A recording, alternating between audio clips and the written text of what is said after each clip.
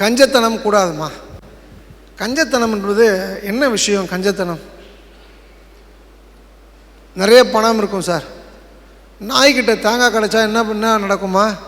நாயும் தேங்காய் சாப்பிடாது, அடுத்தவனையும் எடுக்கக்கூடாதுமா. கஞ்சன்ட்ட பணம் போனால் அதே கதி தான். அவனுக்கு அவனுக்கும் யூஸ் இல்லை, அடுத்தவனுக்கும் யூஸ் கிடையாது. கஞ்சத்தனம்னா என்னது? ஒரு உடம்பு சரியில்லை, கவர்மெண்ட் ஹாஸ்பிட்டலில் போய் காமிக்கணும்னா கஞ்சம்மா. பணம் இருக்குது, 3 மெட்ரிகுலேஷன் ஸ்கூல் இருக்குது, எது பெஸ்ட்டுன்னா அதில் எது ரேட்டு கம்மியோ அதில் போய் சேர்க்குறான்னா அவன் கஞ்சம்மா. தன் பிள்ளைக்கு தன் பொண்டாட்டிக்கு செலவு பண்ணாத அத்தனை பேரும் கஞ்சந்தாம்மா.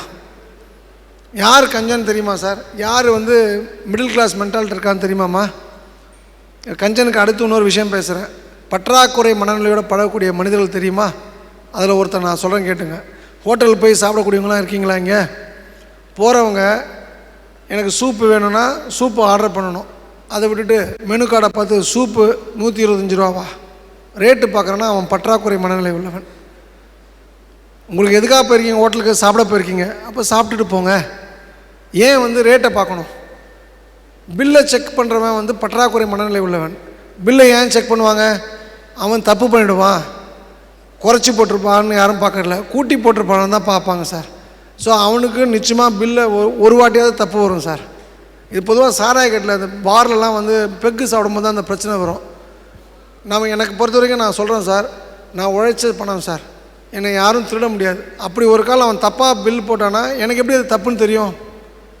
அப்போ நான் எங்கேயோ திருடி இருக்கேன், அதனால் கடவுளை எடுத்துக்கிட்டாரு, நான் எடுத்துகிட்டு போயிடணுமா? பில் செக் பண்ணால் தான் தப்பு தெரியும். ஸோ பில் செக் பண்ணுற மனநிலை வரக்கூடாது சார்.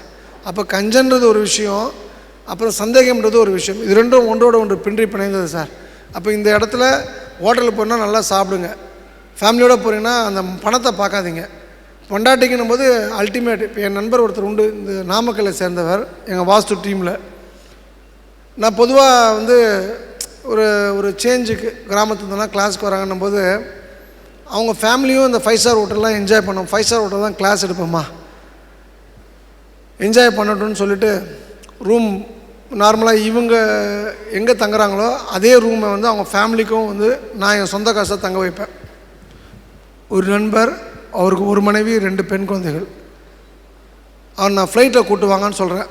பெரிய கோடீஸ்வரர், நாமக்கல்லில் சேர்ந்தவர். அவர் பேர் சொல்ல மாட்டேன், நான் சொன்னால் நீங்கள் விஜயகுமார்னு கண்டுபிடிச்சிருவீங்க. உன்னை பேர் சொல்லிட்டேண்ணா?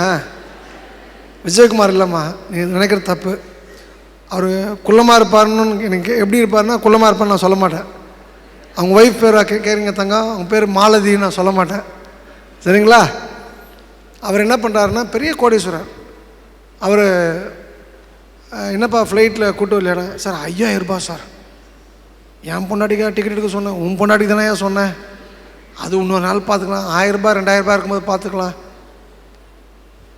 இப்போ இவ்வளோ நாள் தான் விமானத்தை வானத்தில் பார்த்துட்டு இருப்போமா, நம்மளும் அது உள்ள ஒரு வாட்டி பிரயாணப்படுவோமே. பொண்டாட்டிக்குன்னு வரும்போது செலவு பண்ணிடணும் சார். பொண்டாட்டிக்குன்னு வரும்போது நான் செயின் போட்டிருக்கேம்மா, நாளைக்கு போகும்போது செயின் போட்டு அனுப்புவாங்க. செயின் போட்டால் எங்கே வெட்டியான் திருடிடுவான்னு சொல்லிட்டு அந்த செயினையும் எடுத்துகிட்டு தான்மா அனுப்புவாங்க. எனக்கும் இதுதான் உங்களுக்கும் இதுதான் அம்மா. அப்போ நம்ம சம்பாதிக்கிறது எதுவுமே நம்ம கூட வரப்போகிறதில்ல. நெப்போலியன் சாகும்போது சொன்னால் பாருங்க, 2 கையும் வெளில வச்சு அடக்கம் பண்ணுங்கன்ட்டு. எதுக்குன்னு கேட்டப்போ நான் ஒன்றும் இல்லாமல் வந்தேன், ஒன்றும் இல்லாமல் போகிறேன்னு சொன்னால் பார்த்தீங்களா, இதுதாம்மா யதார்த்தம். அப்போ நம்ம ஒன்றுமே இல்லாமல் போகிறதுக்கான ஒரு வாழ்க்கை வாழ்ந்துட்டுருக்கோம். அதாவது கருவறையிலேருந்து கல்லறை போகிறதா நம்மளோட இது ரெண்டுத்துக்கும் இடைப்பட்டு தான் நம்ம வாழ்க்கை. இந்த வாழ்க்கையில் நமக்காக இருக்கக்கூடிய ஒரு ஜீவன் அப்படின்னா பொண்டாட்டி தாம்மா. அவளுக்கு நம்ம கணக்கு பார்க்கக்கூடாது, பிள்ளைங்களுக்கு கணக்கு பார்க்கக்கூடாது. இப்போ உங்கள் பொண்ணு ஆசைப்படுறா, எனக்கு இந்த சுடிதார் வேணும், அதுக்கு 3000 ரூபாய் ரேட், ஆசைப்பட்டுட்டாமா. உடனே ஐயோ இது நமக்கு ஒத்துக்காது, நம்மளால் பண்ண முடியாது அப்படின்னு சொல்லாமல் அந்த கேட்டுட்டானா ஒன்று வாங்கி கொடுக்கணும். இல்லை வாங்கி கொடுக்குற அளவுக்கு நம்ம தகுதியை வளர்த்துக்கிட்டு தகுதியை வளர்த்துக்கணும்னு ஆசைப்படணுமா, ஆசைப்பட்டால் அதுக்கான தகுதி வந்துடும். ஸோ இது ரொம்ப ரொம்ப இம்பார்ட்டண்ட். ஸோ எதெல்லாம் உச்சக்கட்டமோ அந்த சந்தோஷங்களை கணவனுக்கு மனைவியும், மனைவிக்கு கணவனும், குழந்தைகளும் திரும்ப தான் நம்ம கொடுத்தா தான் நல்லதுமா. இப்போ உங்கள் அம்மா அப்பா இங்கே கவுண்டர் மக்கள் நான் கையெடுத்து கும்பிட்றேன், அது மாதிரி ஒரு சமுதாயம் கிடையாதும்மா. வெள்ளலை கவுண்டர் மாதிரி என்ன அவங்களோட பெரிய பிரச்சனைனா, பசங்களை நல்லா படிக்க வச்சுருவாங்கம்மா. நல்லா 3 ஏசி போட்டு ஒரு 3000 ஸ்கொயர் ஃபீட் வீடு கட்டுவாங்க. ஒரு 2 கோடி ரூபாய் இருக்குன்னு வச்சுங்களேன். எல்லாம் கட்டினதுக்கப்புறம் நீங்கள் அந்த வீடுக்கு கிரகப்பிரவேசம் முடிஞ்சு ஒரு 2 மாதம் கழிச்சு பார்த்தீங்கன்னா, அந்த வீட்டோட தென்கிழக்கு அக்னி மூலையில் ஒரு ஆஸ்பெஸ்டாஸ் ஷீட் போட்டு ஒரு கொட்டகை போட்டிருப்பாங்க. எதுக்குடானா மாடு கட்டுறதுக்கு. மாடு கட்டுறது பக்கத்தில் ஒரு குட்டி ரூம் போட்டிருப்பாங்க. அதுக்கு உள்ளே யாரானா இவங்க அம்மா அப்பா இருப்பாங்க. இவங்ககிட்ட கேட்டால் என்னடா இப்படி பண்ணியிருக்கேன்னு கேட்டால், எங்கள் அப்பாவுக்கு ஏசி ஒத்துக்காது, அதனால தான் அவங்களுக்கு பிடிச்ச மாதிரியே கொட்டா போட்டு விட்டேன்னு. ஆஸ்பெஸ்டாஸ் கொட்டாவில் இருந்தால் கேன்சர் வரும் சார், மாடுக்கும் வரும் மனுஷனுக்கும் வரும் சார். நான் என்ன கேட்கணும், உங்கள் அப்பாவுக்கு ஏசி பிடிக்காது, கக்கூஸ் உள்ளே வச்சா பிடிக்காதுன்றதான் ஒத்துக்கிறேன். ஏசி இல்லாமல் உங்கள் அப்பாவுக்கு ரூம் கட்டி கொடுக்க முடியாதா? இந்த வீடு கட்டுற அளவுக்கு வளர்த்து விட்டவர் உங்கள் அப்பா தானே. இது கொங்கு மக்கள் பண்ணக்கூடிய பெரிய தவறு சார். அப்படி பண்ணக்கூடாதும்மா. நீ உங்கள் அம்மா அப்பாவுக்கு என்ன பண்ணுறியோ அதான் நாளைக்கு உன் பிள்ளை உனக்கு பண்ணுவாம்மா. அவன் தான் பிரபஞ்சம், அவன் மூலிமா தான் பிரபஞ்சம் ஆப்ரேட் பண்ணுமா. ஸோ தயவுசெய்து எந்த சூழ்நிலையும் கஞ்சத்தனமும் வேண்டாம். ரொம்ப இம்பார்ட்டண்ட்டு. ஒரு பில் செக் பண்ணுற மனநிலை போன்ற அல்பதனமான குணாதிசயங்களும் இருக்கக்கூடாது.